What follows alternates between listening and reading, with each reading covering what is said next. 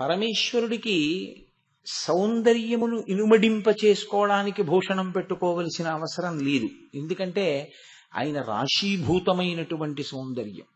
ఆయన సౌందర్యానికి ఒక గమ్మత్తు ఉంటుంది. ఘృతరీతి ఘనీభూతం సచ్చిదానంద విగ్రహం అంటారు.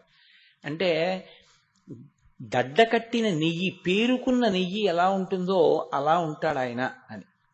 పేరుకున్న నెయ్యిలా ఉన్నాడు అనడం వెనక ఉన్న మర్మమేమి అంటే, పేరుకున్న నీతికి ఒక లక్షణం ఉంటుంది, కరిగిపోవడం కదండి.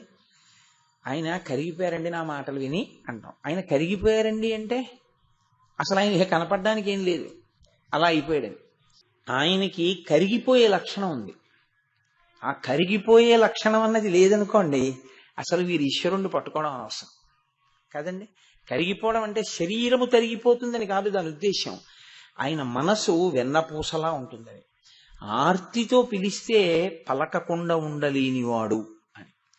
కాబట్టి ఘృతరీతి ఘనీభూతం అన్న మాటకు అర్థం ఏమిటంటే, ఎవరైనా ఆర్తితో పిలిస్తే ఇంకా ఎంత పారవశ్యాన్నో పొంది దిగొచ్చేస్తాడు. ఆ దిగి రావడం కూడా ఎలా ఉంటుందో తెలుసా అండి?